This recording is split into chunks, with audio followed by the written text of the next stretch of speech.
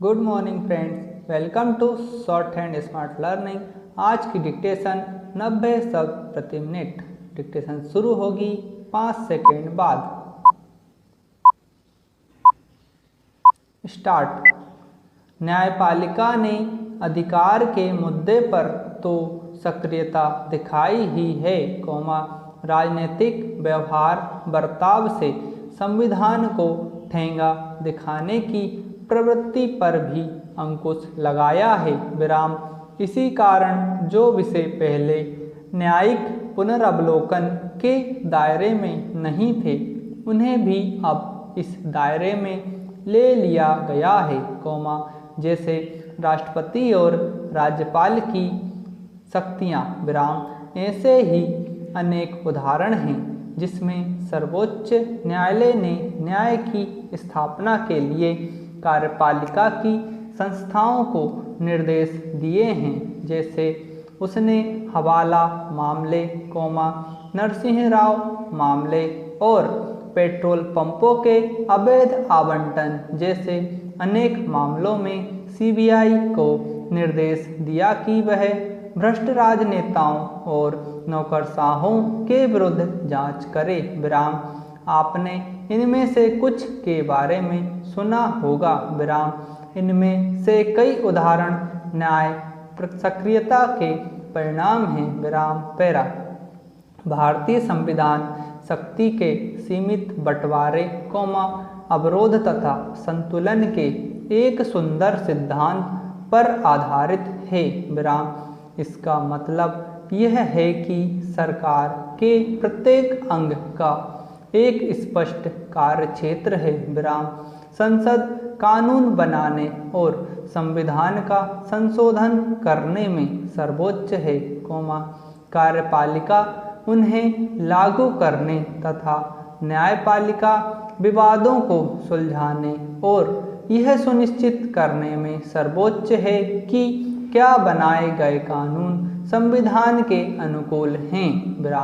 इस स्पष्ट कार्य विभाजन के बावजूद संसद और न्यायपालिका तथा कार्यपालिका और न्यायपालिका के बीच टकराव भारतीय राजनीति की विशेषता रही है।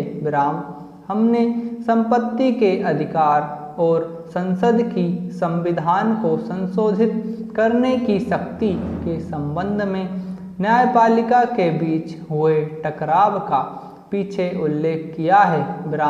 संविधान लागू होने के तुरंत बाद संपत्ति के अधिकार पर रोक लगाने की संसद की शक्ति पर विवाद खड़ा हो गया।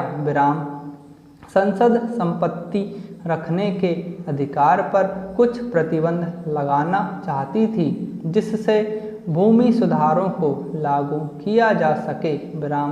न्यायालय ने निर्णय दिया कि संसद मौलिक अधिकारों को सीमित नहीं कर सकती। संसद ने तब संविधान को संशोधित करने का प्रयास किया, लेकिन न्यायालय ने कहा कि संविधान के संशोधन के द्वारा भी मौलिक अधिकारों को सीमित नहीं किया जा सकता। संसद और न्यायपालिका के बीच विवाद के केंद्र में निम्नलिखित मुद्दे थे। निजी संपत्ति के अधिकार का दायरा क्या है? मौलिक अधिकारों को सीमित, प्रतिबंधित और समाप्त करने की संसद की शक्ति का दायरा क्या है?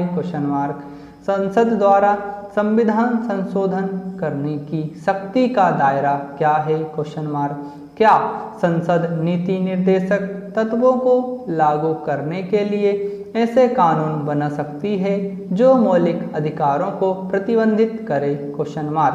जहां न्यायिक स्वतंत्रता को बनाए रखने की जरूरत पर कोई दो राय नहीं हो सकती, वहीं हमारे लिए एक महत्वपूर्ण सिद्धांत को भी याद रखना जरूरी है। स्वतंत्रता के सिद्धांत को उस स्तर तक नहीं ले जाया जाना चाहिए जहां वह आस्था का स्थान ले ले। अन्यथा न्यायपालिका, विधायिका और कार्यपालिका के काम भी अपने हाथ में ले लेने वाली एक अतिवादी संस्था की तरह काम करने लगेगी। विराम। न्यायपालिका का काम संविधान की व्याख्या करना या अधिकारों के बारे में चल रहे विवादों को हल करना है। विराम। पैरा 1967 से 1973 के बीच इस विवाद काफ़ी गहरा हो गया। विराम। अतिरिक्त भूमि सुधार कानूनों के अतिरिक्त निवारक नज़रबंदी कानून, नौकरियों में आरक्षण संबंधी कानून, सार्वजनिक उद्देश्य के लिए निजी संपत्ति के अधिग्रहण संबंधी नियम और अधिग्रहित निजी संपत्ति के मुआवजे संबंधी कानून आदि ऐसे कुछ उदाहरण हैं जिन पर विधायिका और न्यायपालिका के बीच विवाद हुए। विराम समाप्त। दोस्तों, डिक्टेशन पसंद आई हो तो इसे ज़्यादा से ज़्यादा शेयर करें और हमारे चैनल को सब्सक्राइब करें ताकि आपको इसी तरह की डिक्टेशन रोज़ प्राप्त होती रहे।